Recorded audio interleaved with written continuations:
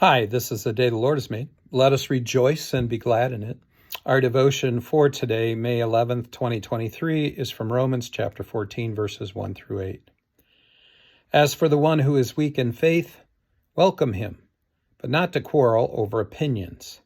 One person believes he may eat anything, while the weak person eats only vegetables. Let not the one who eats despise the one who abstains, and let not the one who abstains pass judgment on the one who eats. For God has welcomed him. Who are you to pass judgment on the servant of another? It is before his own master that he stands or falls, and he will be upheld, for the Lord is able to make him stand. One person esteems one day as better than another, while another person esteems all days alike.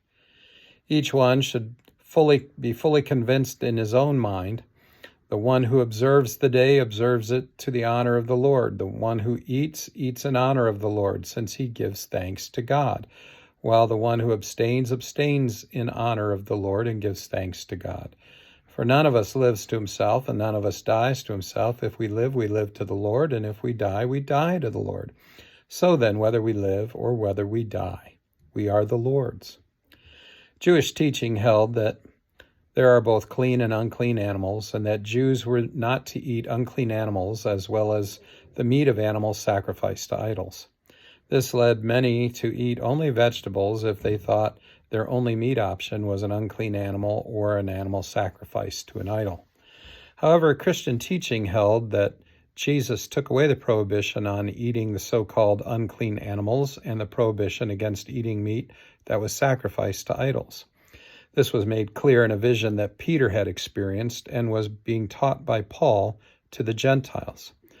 Paul also argued that being saved by grace through faith meant that such food restrictions were no longer binding on God's people.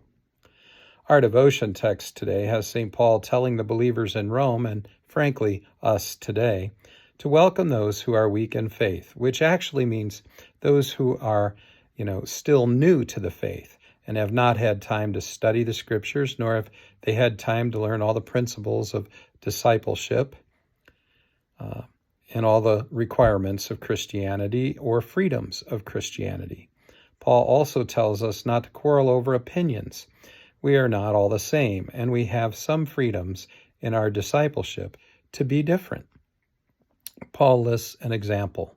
One person believes she may eat anything, while another person believes she can eat only vegetables. Let not the one who eats, says Paul, despise the one who abstains. You see, the freedom to eat includes the freedom not to as well. So we must not judge either, as they seek to follow their conscience while they are trying to faithfully serve the Lord. For the one who eats in honor of the Lord, and the one who abstains in honor of the Lord. All the while, they are both giving thanks to God, which is to say, which one is better? Who is to say which one is better and which one is worse? The end is the same, the giving thanks to God. And then Paul includes this truth, which we would all do well to remember. For none of us lives to himself, and none of us dies to himself. If we live to the Lord. If we die to the Lord. So whether we live or whether we die, we are the Lord's. You see, we're all the Lord's, including the one who eats anything and the one who eats only vegetables. All who live are the Lord's, and all who die are the Lord's. So again, let us not quarrel about such things as food, because we are all the Lord's. This is an important point for Paul to make, because Jewish teaching held that there were both clean and unclean animals, and the Jews were not to eat unclean animals, as well as meat sacrificed to idols. However, as I said earlier, Christian teaching held that Jesus took away the prohibition on eating the so-called unclean animals and the prohibition against eating meat that was sacrificed to idols. My friends, go ahead and enjoy your freedom in faith, but don't quarrel with others who enjoy their freedom a little differently. Go in peace, serve the Lord.